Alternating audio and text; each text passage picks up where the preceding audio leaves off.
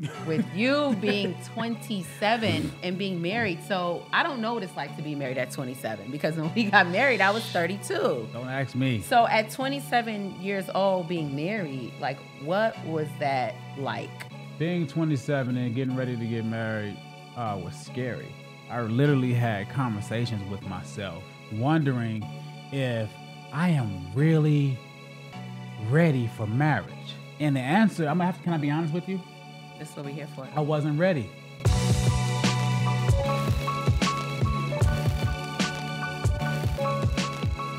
Welcome to another episode of Big Dog Talk Podcast with your boy, Big Charles. It's your girl, Big Shay. And we are back in the build. I don't need instruction.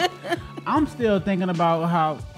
Listen, so we've been having an argument or a debate if you guys think I'm bald. Am I bald or not? Am I bald? Or balding? Well, no. We're not debating that. I know I'm balding, but Okay. I still feel like I have some sort of hair on my head. I think you have some hair. I've seen your hair grow out like when you need a haircut. So I think you definitely still have some hair. My thing with this haircut, which I absolutely love with the beard, you look absolutely handsome. You look great. I love this look, guys. Yeah, I love this look. I just think that like it's just so low that I could totally see you like just for real bald. What's the actor name?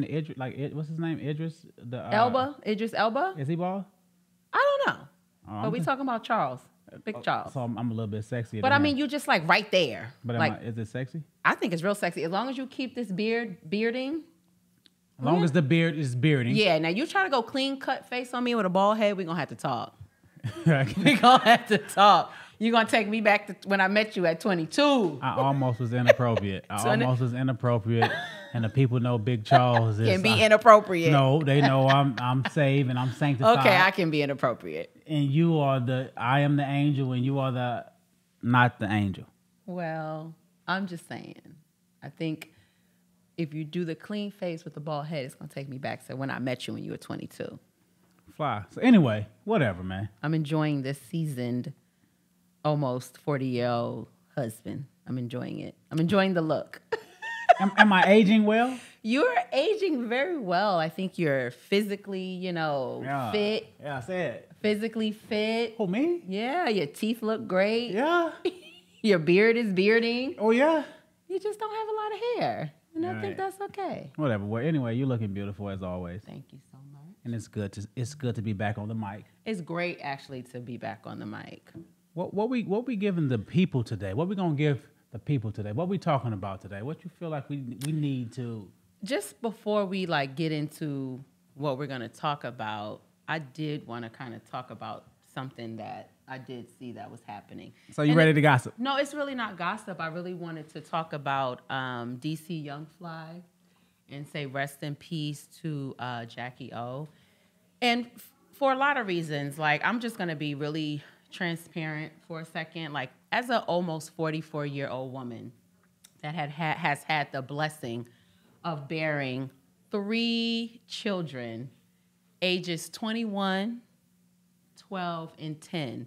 There are times when I contemplate, I think I want a tummy tuck. I think I want a mommy makeover because I feel like I'm at the age where we're not having any more children, right? Yeah. And so... Unfortunately. I've contemplated that, but with the recent passing of Jackie O, it's really made me just center and look at things a little bit differently and realize that that's potentially for me personally, it's more of a risk than I think I'm willing to take.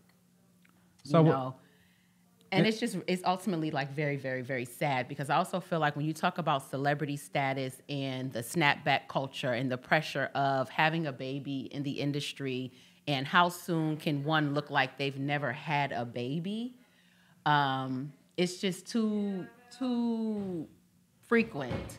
The reality is that in the snapback culture in the industry is that women do feel a lot of pressure to get their bodies visually pleasing to themselves when they're celebrities.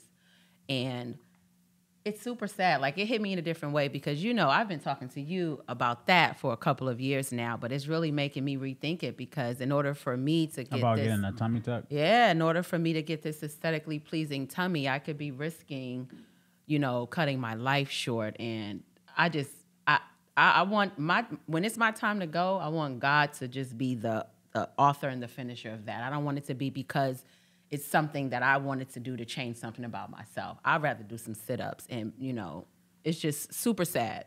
But it's not always sit-ups. So before I even give my... It's not always sit-ups. That was just a short, right, you know. rebuttal. Yeah. I want to say, like, because I'm thinking about, like, the children. I'm thinking about now he's a widow, a father of single three. Parent now, single yeah. parent. And he's at the prime of his career. You know, so it's always sad, like, to see, like, this. Now the family is broken. The structure of the family is broken. And it's traumatizing. So before we even go there, though, I just want to ask, so are these things that you guys do, that women do to their body, is that for internal reasons, or is that for, like, because of, like, it's a expectation, if that makes sense? Well, I think for me, I can only speak for myself. And I think for me, like I said, I've been blessed to be able to bear 3 children, and I'm almost 44. And we've decided that we're not going to have any more children. You decided it, but okay. I decided for us that we were done with childbearing, right? So for me, it's just about wanting to feel a certain way about how my body looks post having children. It's for me. It's not for anyone to look, because people still look at me now like, oh, you have 3 kids. I get that already. So that's how I know it's something personal for me. I can't really speak to why other women choose to take the journey of, cosmetic surgery to, craft and graft their bodies in the way that's aesthetically pleasing to them. But just, witnessing this experience with, the late Jackie O, God bless her soul, it just really made me think about things a little bit differently. And I hope other women think a little bit harder about it as well. Well, obviously, though, your body does alter and change when you with childbearing and with age. So how does that affect the mental? Because I know, like, you probably have, like, more stretch marks. You probably have more cellulite. I think as women, I think naturally for me, this is for me, I critique my body, and I don't ever want to look my age, right? I always want to have an energy of youthfulness, and I want to look and feel good. I want to be here for my great grandchildren, and childbearing does something to the body, but also age. As I'm, like I said, almost turning 44 this year, age also does something to the body that, there are women out there that are super fit and super into the gym, but I consider myself, I do things to keep myself healthy, and to keep myself feeling energetic and young. But sometimes you just can't defy gravity unless you are bodybuilding or really, into lifting weights like strenuously. And that's not really who I am. So for me, it's really all about wanting my body to look a certain way for me. Even if your husband have no problem with the way it is right now. That's the beauty of it for us. I'm from the South. Yeah, I know. I'm from the South. I'm from the South, and respectfully, we love stretch marks. Like, we love cellulite. I'm from the South. We live. To me, that's a sign of that a woman can cook. But I understand though, if it's for, like, internal personal reasons, I never want you to feel like you have to do that because of me. That's the beauty of our dynamic, because I've never felt like I was doing it to please you, because you always compliment, me and all of me. So like I said, for me and my perspective, it's very, very personal. But, this is not the first or last story that we will hear where a woman unfortunately lost her life on this table undergoing, cosmetic surgery, for whatever her personal reason was or is. But it's just super sad, and it just really hits home for me.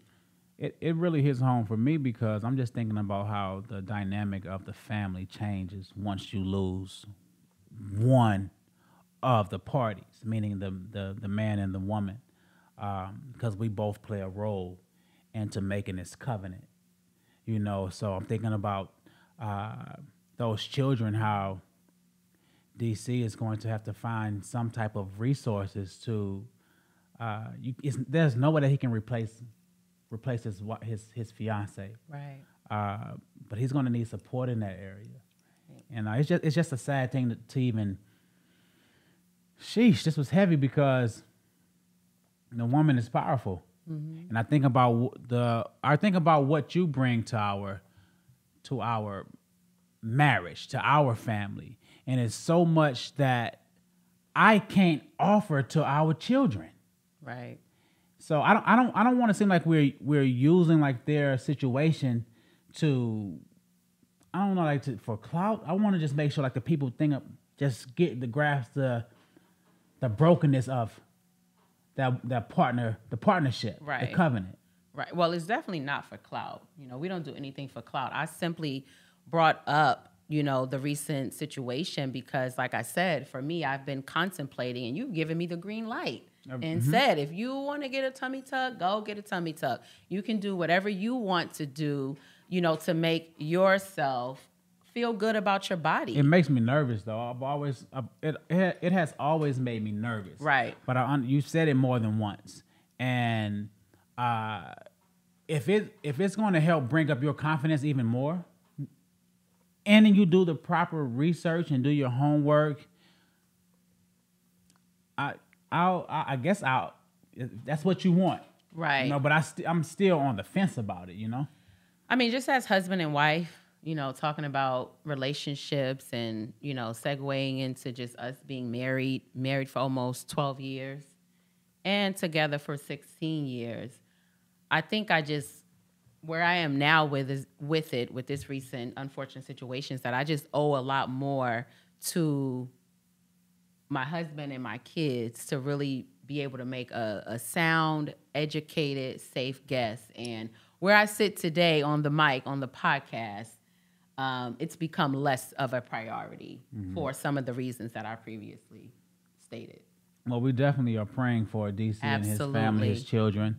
We pray that he has a support system Absolutely. to show up for him. And God Her give him family. The strength and the courage and the grace and the comfort to Yes. cry as much as you need to, weep as much as you need to. And we're praying for DC Young Fly, because he's definitely he seems like he's a real authentic guy. Exactly. That's about family. Exactly. So prayers for DC. Absolutely. Can I switch the topic for us? Since we're talking about, can I switch the topic? Absolutely. So since we're talking about like marriage, I was in the room the other day, and I was thinking about like how we started marriage and where we are right now, and how we started marriage, and it's way different to how I feel about marriage right now. So do you think like marriage is for everyone? Well, first of all, before we get into if a marriage is for everyone, I think I'd like to dig a little bit more into like how you segued into this and how we started marriage and where we are today. So when you and I got married, you were 27 and I was 32. There's a 5-year, age gap. So I think I want to throw the ball back to you and say, with you being 27 and being married, so I don't know what it's like to be married at 27, because when we got married, I was 32. Don't ask me. So at 27 years old, being married, like, what was that like? Being 27 and getting ready to get married was scary. I literally had conversations with myself, wondering if I am really ready for marriage. And the answer, can I be honest with you? That's what we're here for. I wasn't ready. I wasn't ready for marriage. But then I heard a voice say, how can you be ready for something that's new? And I also heard a voice that say, I will prepare you and build you along the journey. So if you ask me how I really felt at 27, I was at the prime of my. I wasn't bald then. I wasn't bald. Big Charles had all his hair. Big Charles had all his hair. I was 20 pounds heavier. I was more fresh out of like. I was. The temptations were different at 27 than it is at 30, almost 9. You know, so, and if I be honest with you, I was scared. But I also, if I have to be honest, I gave my life to God. And a person that gives his life to God, he understands that life is far more bigger than just himself. And I was always a man with a vision. When you met me, I was a man with a vision and a mission. And before getting married, honestly, God gave me an option. And I want to be all the way, I want to be honest with you. God, so I'm going to give you the voice said I'm going to give you a free will. If you do what you don't want to do now, I give you what you want later. But if you do what you want to do now, when you get to that 40-year-old age, you're going to have an empty life. So the choice was still mine. I looked around at my surroundings. I checked my environment, and everybody that I know, they chose to go the other route. They wanted to go after the women. Now, listen to me clearly. Ladies' man.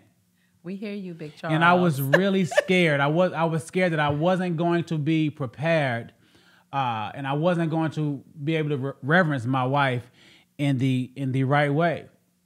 But if I just be honest, though, the voice that I heard, I will cover you along the journey.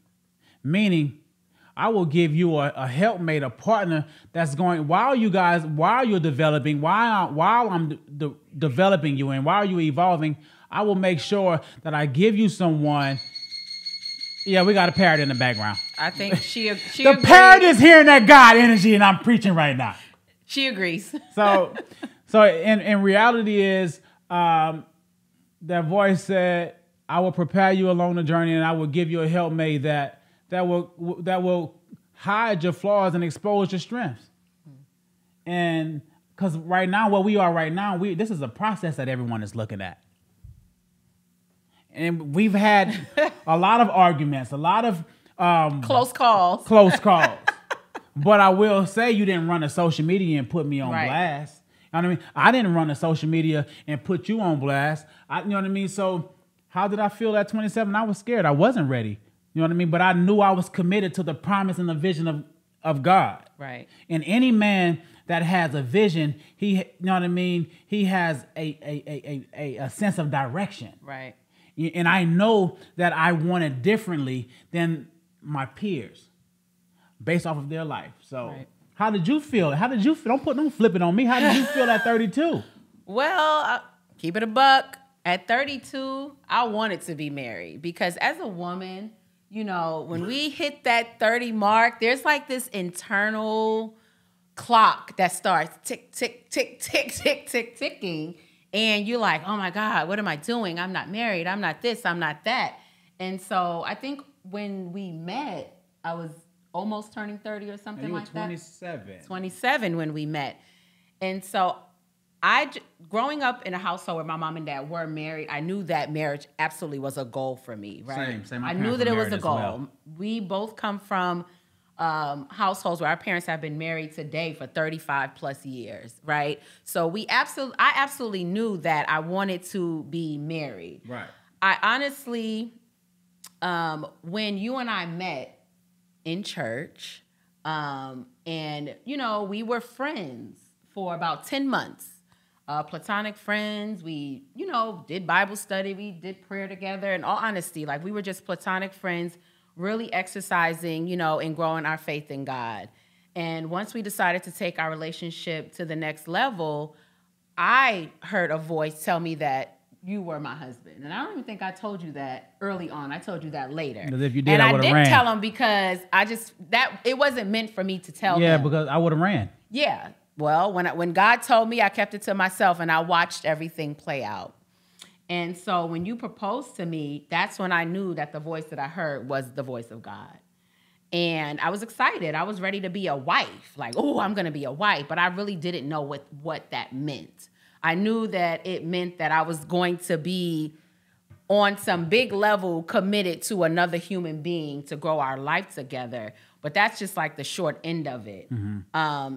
To speak to what I've experienced in 12 years of being a wife, it's nothing compared to what I thought being a wife was. The level of commitment, the level of sacrifice, the level of compromise, the arguments, the disagreeing, the being on the edge of, did we make the right decision? All of that came into play over the past 12 years.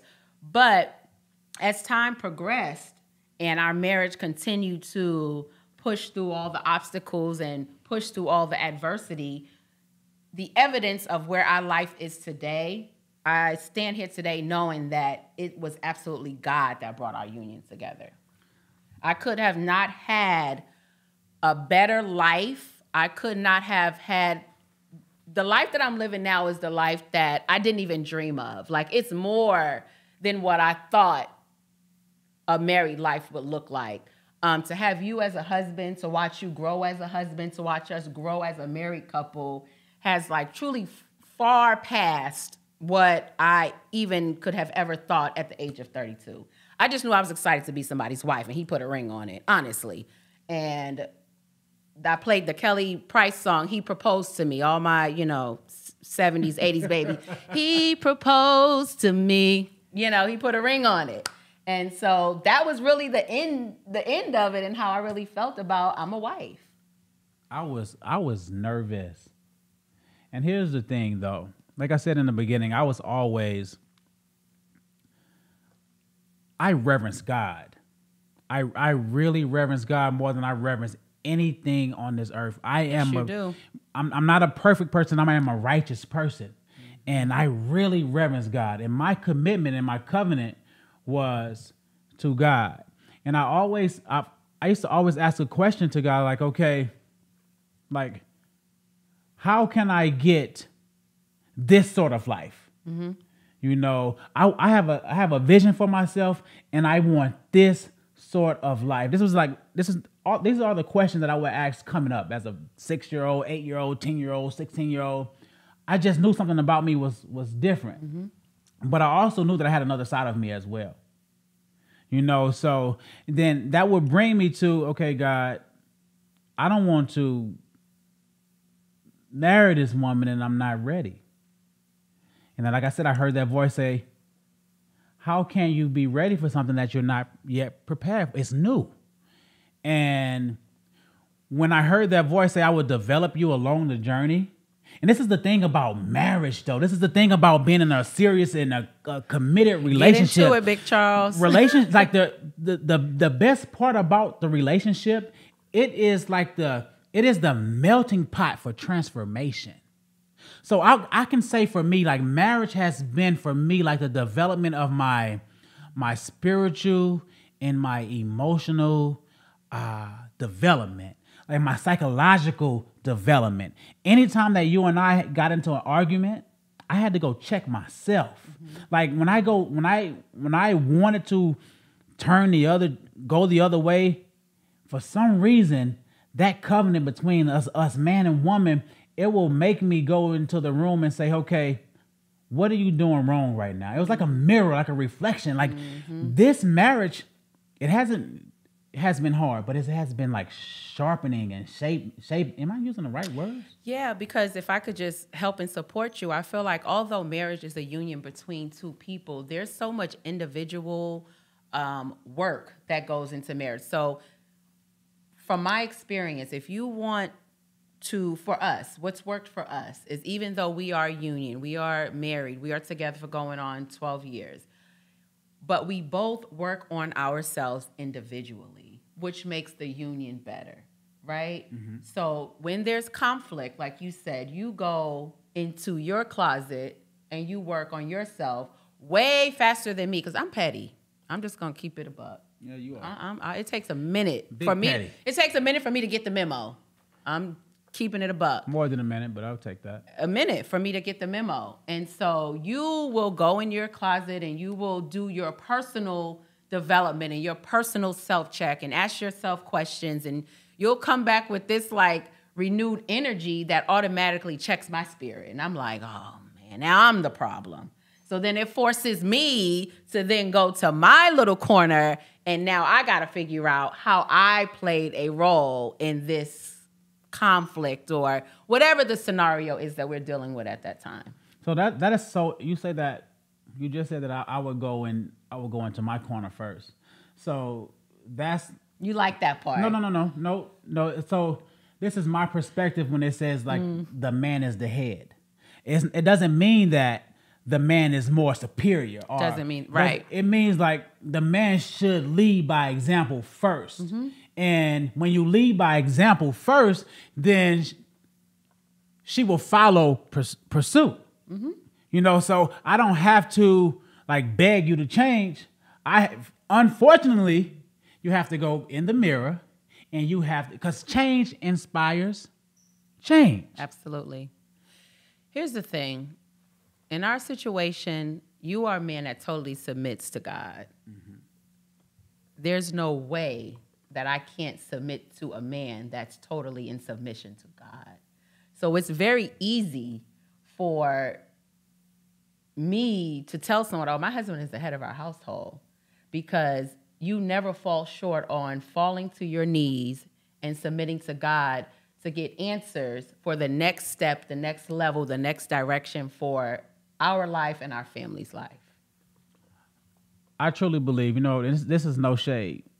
If I was to give any advice, I wouldn't recommend any man to get married without a vision, because vision is what gives a man purpose. Mm-hmm. Like when I say vision, I'm talking about God giving you a snapshot of how you see your life. And before I got married, I had a snapshot of how I saw my life. And the voice that I heard, the voice said, if you marry that one over there, if you marry that one, I will give you the life that you always imagined. So what I did was, and again, I said in the beginning, it was a free will. God would have loved me with any choice that I made. Right. But I chose to go the harder route. The harder route. And when I say the harder route, it is hard being with someone every single day, complete opposite. Yeah. I'm over here focused in the corner. You want to go and have fun. I'm over here. I don't believe in arguing with the woman. She believes in arguing. I've gotten better though. No, we're talking about in the beginning. I'm just checking. No, we're not talking about now. Okay. So what I'm saying, we were the complete opposites. Yeah. Still are, yeah. But made for each other though. Yep. And honestly, your differences is what sharpened me. It would make me go and reflect on what is it about me internally. Why am I bothered? Why am I triggered? Why am I so heated? Why is my temperature level? Why am I being bothered by this? I absolutely can I cut you off? Yeah. I absolutely love what you just said about our differences sharpened you. Mm-hmm. I also feel like with that statement, our differences is also like what created conflict. It is. Ooh, God, energy. Yeah, it's what created the conflict, right? And so what I am learning, not just in marriage, but what I am learning throughout life is that conflict is necessary, because conflict ruffles like your feathers. It like creates that, help me out, that foundation, that toughness, that catalyst, that catalyst. That toughness, that friction. Okay. That forces you to look at situations differently, which will ultimately lead to some sort of change. But I have to be honest with you though. I did have to see, before we got married, I wanted to recognize the different phases of our relationship. I wanted to see how mad you would get. I checked all of this out before we got married. I wanted to see how mad you would get. I wanted to see how did you take care of yourself. I wanted to see if you needed me. I wanted to see if you what the difference was, if you needed me and wanted me. I wanted because honest, if I'm honest, like I said, I was a man with vision, and I was looking for a woman that had the ability to have great babies. I wanted to change the legacy and the lineages. Everything that I do it for my ancestors before me and after me. Mm-hmm. I do it in reverence and honor of God and those that came before me. Right. So before we even got married, I wanted to see you at your worst. And I got to see you at your worst.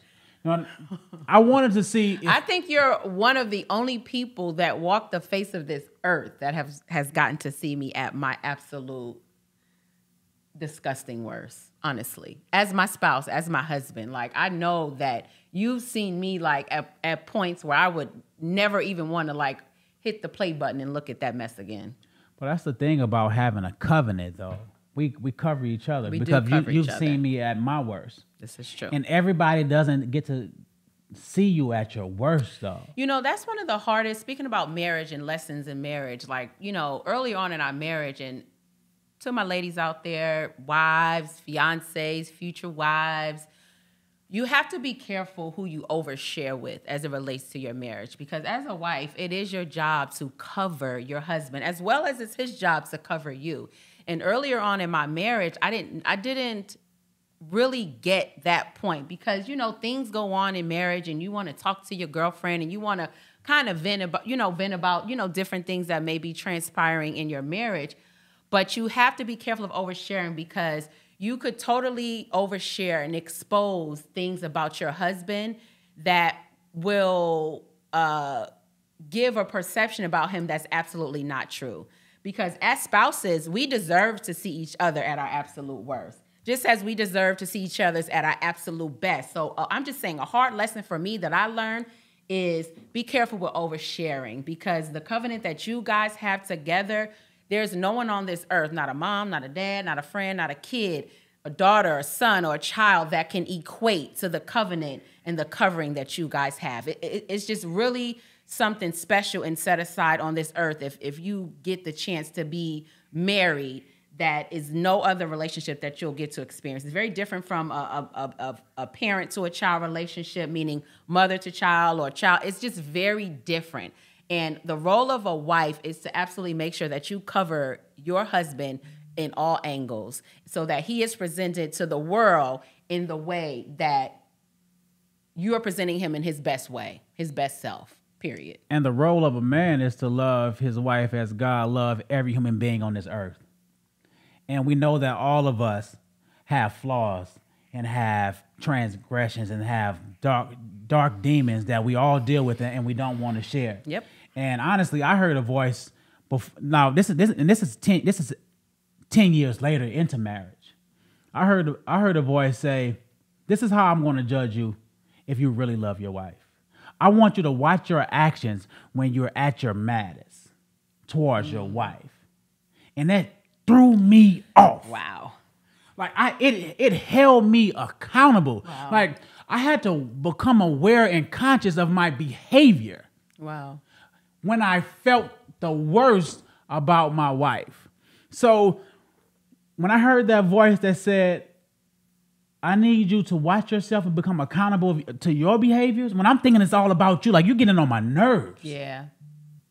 That voice said, "No, that's love right there. How you treat her when she's at her worst. That's how you know how much you love her." Wow. Wow. That's hard. That what? That is what? So cumbersome, if you will, like to have to self-govern how you treat someone that's supposed to be the closest person to you when you're mad at them. But we think marriage is peaches and cream. We do. Listen, marriage is not peaches and cream. And I don't believe it's for everyone if you're not willing to put in some work, because it's going to get grimy. It's going to get ugly. It's going to get dark. It get muggy. You know what I mean? But I will say this, though. If I had any advice to give that I wish someone would have gave me in the beginning. You know, listen, I'm a Bible baby, so I've always give Bible principles. I was raised off the Bible. You know, and who was it? Solomon was one of my favorite characters. And Solomon never asked for money, never asked for riches. He asked for knowledge. He asked for understanding, and he asked for wisdom. And knowledge is simply resources, information. And in marriage, we usually run to resources when there is conflict, right?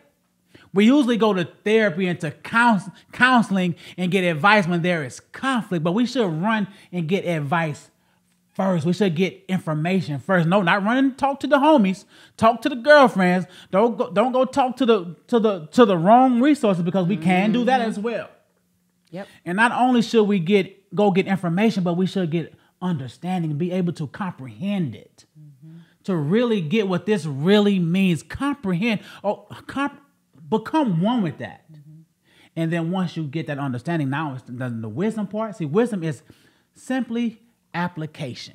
And we know we are a lazy race. When I say human race. So once you get this information, once you get this knowledge, once you get this understanding, now it's time for the wisdom part to come in. And that's application. Say it. Application. We have to put the work in. We have to go get these resources, get the tools, get the skills. And now it's time to see if these tools really work. I mean, that was wonderful, Big I'm Charles. sorry, I did too much. That was great. You preached that one. I'm always preaching. You did that one. Sorry. Backtracking a little bit on something I'm losing my train of thought, but Loving you? No, it wasn't about loving me. It was something that darn it. I totally missed my train of thought. But I want to remember. But it wasn't when I was loving you, when I felt like you were at your words. What are we talking about right now? That's what I can't remember. Oh, okay. Anywho, it'll come back to me once we just continue the conversation. But I don't think it's for everyone. So marriage is absolutely not for everyone. And here it goes. Something that you mentioned earlier as it relates to a man needing to have a vision as a prerequisite. Oh, wait, that's a must. A man having to have a vision as a prerequisite for determining if they're ready for marriage is a huge statement to me. That's a must. Because a lot of people I feel like preaching. Don't have a vision for their lives individually. Like a lot of people just in general are just going through day-to-day life, just here, there, everywhere. They don't have a plan. They don't have a vision. There's no strategy.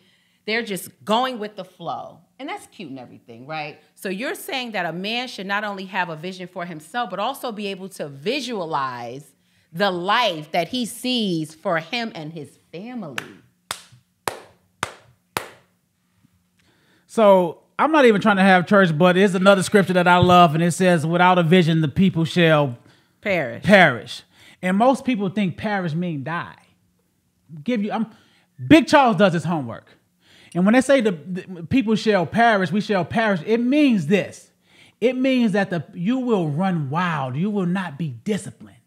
It means you will have no direction. So when you don't have a vision for your life, there is no direction, because when you have a vision, it narrows you in. It zooms you in, and you become to know who you are and why you're on this earth. So when you don't have a vision for yourself, you are running wild. And unfortunately, Don't make me stop. I want to keep going. I just feel like even with the human race, that's why we have so many single family homes, because there's so many people running around without a vision for their lives. So they have kids here, families there, families everywhere, and everybody knows that when two people are in a household, that's the strongest that a family can get. That's the strength of a family when you have a two-parent home. That's building wealth. Oh, my God. Let me tell you something. That's changing the trajectory of your past. So I have to say that's breaking generational curses. It's definitely breaking generational curses, and I want to say this to everyone. Marriage is the nucleus of our culture, of our foundation. marriage is the number one education, the number one wisdom, the number one resources for everything. This is where you learn about your emotional intelligence. Absolutely. This is where you learn how to manage this is where you get principles from. This is where you get your skills. This is where you learn how, listen, and this is where you can get some financial literacy. When you get two people that can come together. So when two people come together, that is what you really call education. See, what the world, you can't be conformed of this world. You can't be conformed of the pattern of this world, because we think education is indoctrination. But education is when two people come together and they seek wisdom in their own individuality. And they come together and they bring this covenant for the betterment of generations to come. Right. Their grandchildren's. When you get into you get into marriage, you learn about business. You learn how to manage your emotions. You learn about discipline. You learn about routine. You learn about confrontation. You learn how to handle all of these. Marriage is the original nucleus of this planet, and this is one of my lanes that I want to promote. Going back to the original, the truth. It's going back with that man and woman, they get together and they create something that's far beyond, bigger than self. That creates a legacy that's generations and generations beyond them for the great grandkids that you will never see. Absolutely. Yeah. Marriage, covenant, the nucleus of the foundation of our culture of man and woman and how we were brought into this earth. Marriage. Yeah. And marriage may not be for everybody. We're gonna get a lot of dislikes about this. That's okay. We're gonna get a lot of dislikes. Marriage may not be for everybody. I don't think marriage is for everybody. Based off of this 42 minutes that we have spent talking about our experience, talking about the difficulties of marriage, talking about what has been the blueprint for our successful marriage, it sounds like a lot of hard work. It is. It sounds like a lot of personal self-development. Okay. It sounds like a lot of dark moments. It sounds like a lot of valleys. It doesn't sound like it's peaches and cream every single day. You just wake up so happy to see the person laying next to you. Right. It doesn't sound like that. So marriage, I personally don't think that marriage is for everybody, but for the people who marriage is for, we just wanted to invite them into our journey just a little bit. Into the realness. And we're gonna wrap this up. So if marriage isn't for everyone, but if you want to get married, if you desire to get married, I will say this: to everything there is a season. There's a happy season. There's a sad season. There is a loving season. You may not even like your partner's season. That is the reality of. You might be ready to sign them paper season. It's just reality. That is the reality. But I guarantee you this: if you have, at least for the man,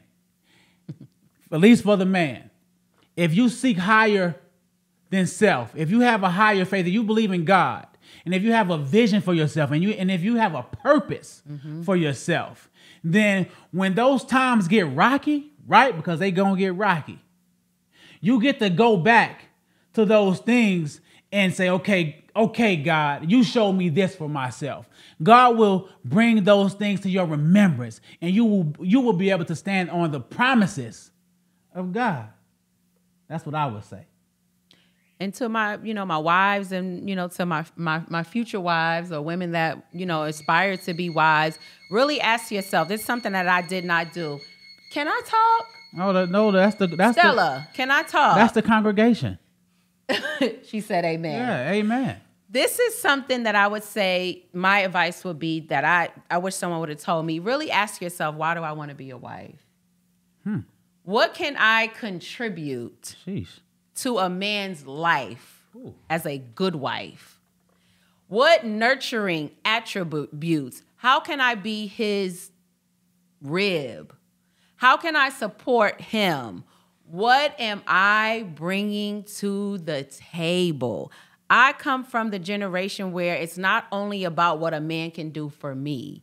Throughout my journey of being married, I'm learning it's about what can I do for my man. So women, ask yourself that question. What am I doing as a wife? What can I do as a future wife? Selflessness. Selflessness. Nobody's perfect. Nobody's perfect. But you're perfect for me. But anyway, man, until next time, man, we love you guys. We appreciate you guys. And this is what Big Dog Talk is all about with your boy, Big Charles. And if you haven't done so already, please follow us on Big Dog Talk. Big Shay. On Instagram. You can personally follow me on Instagram, BlackMagic369. And you can follow Big C where? I am Charles Hawkins III. And our Instagram page is Big Dog Talk _ podcast.